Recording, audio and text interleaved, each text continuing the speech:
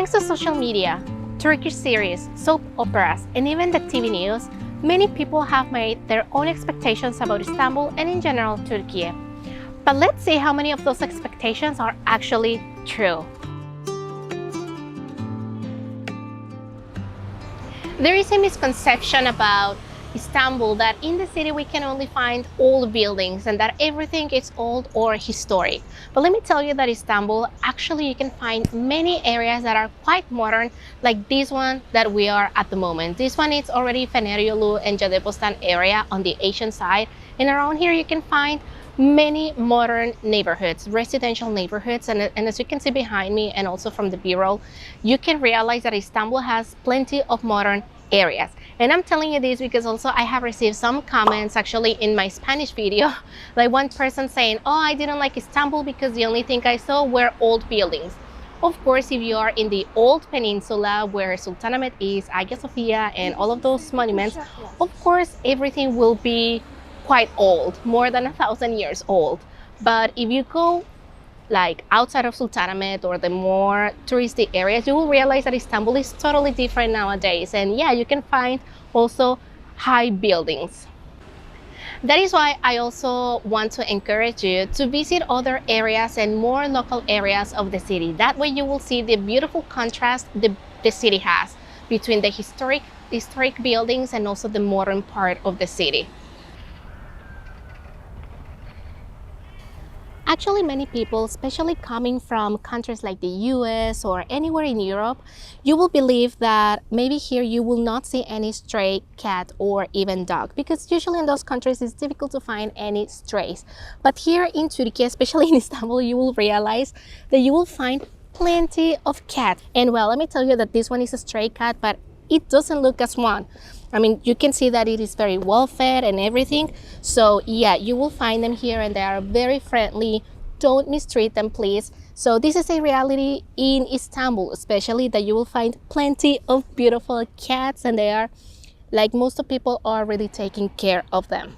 Even something that I love about the government, and whenever you come here to this country, please pay attention to the stray cats, because if you see any stray cat with an ear that it's already clipped, you will see it like a small triangle on the tip of the ear, or even something in horizontal.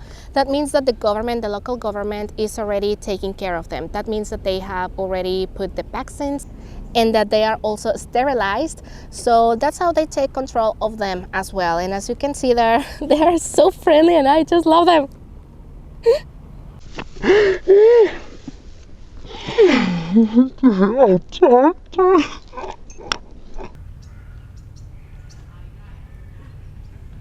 Many also have the belief that all women in this country must cover up and also use a hijab. A hijab is this special scarf that women use to cover up their hair.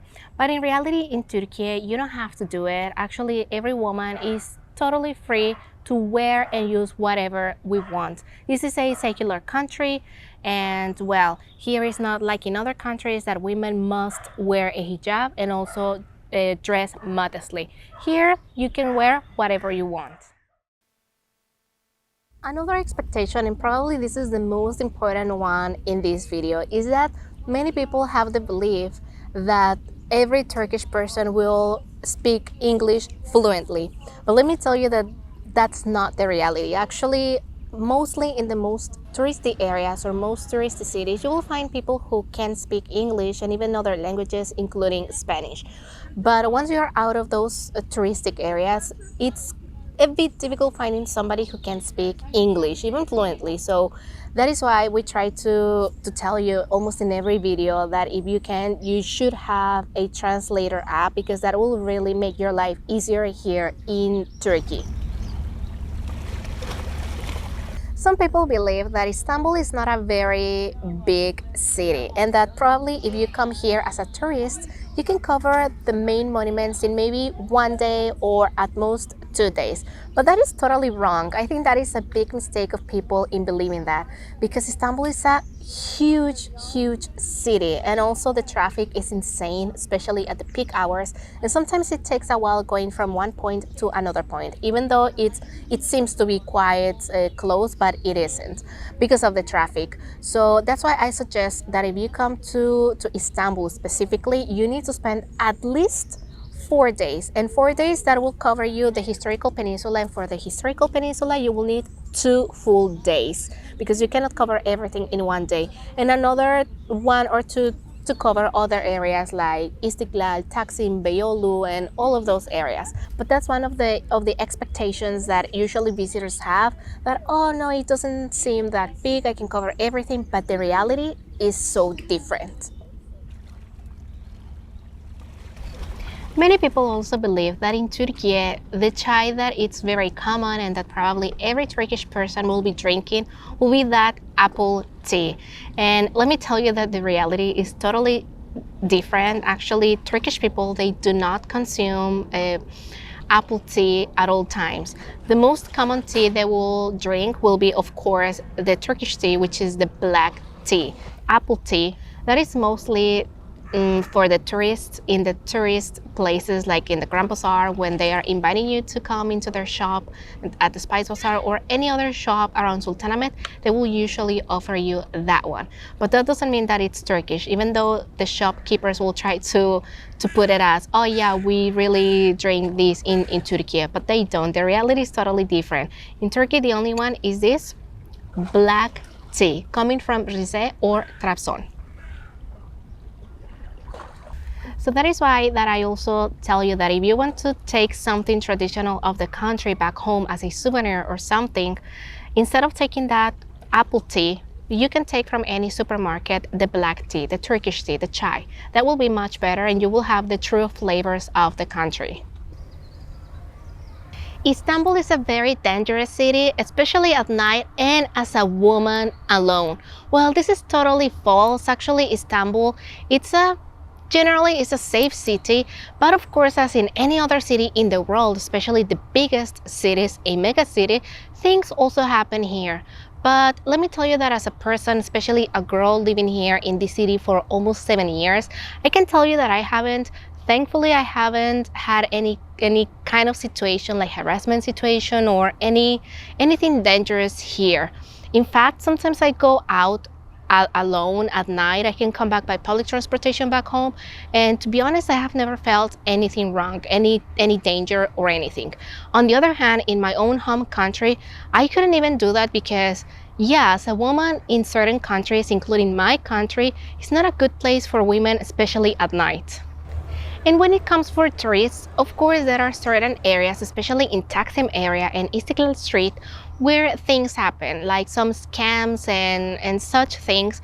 But just tell me, in what city, and especially we talk about the most touristy cities, what city doesn't have scams? So of course, the only thing that I can tell you is just to do your own research, look online, watch my video about scams, or even look for other videos as well where they're giving different information so you can know how to detect those scams and most importantly how to avoid them. Many people also believe that everything that is shown on the soap operas, the Turkish soap operas around the world, is totally true when it comes to culture, to even lifestyle and many other things. But the reality is totally different. Not everything that is shown on those soap operas are 100% accurate. Even in the most historical ones, like for example, Ertuğrul Gazi, or for example, in the Magnificent Century, those are at the end of the day just soap operas. Most of them, they are fiction, they are not fully true. So if you really want to see what the lifestyle of Turkish society is and the community and everything, I suggest you to instead come and visit so you can see it on your own and experience it. Let's be honest, how many of you believe that every Turkish person tends to have those vast Turkish breakfast every single day? Let me know in comments below. Let me tell you that a Turkish will never have that Turkish breakfast every single morning. Why? Because usually there's no time for preparing such a thing.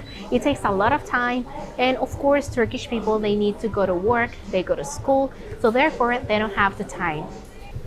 However, what they do for having breakfast, especially if they are on the go and whatsoever, they just go to any shop called fırın, which you can find in every neighborhood. They will sell pastries and these simits and among other Turkish breads like poğaça, açma, and many, many other things.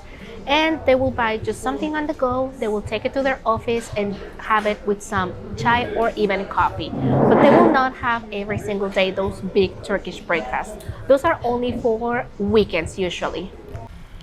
So these are some of the most popular expectations that people have about this country. And usually these ones are people asking me directly through my social media and also some others I have read on some Facebook groups. Let me know in comments below if you have some different thoughts about the country, and maybe we can all tell you if they are true or not. See you in the next video. Bye bye.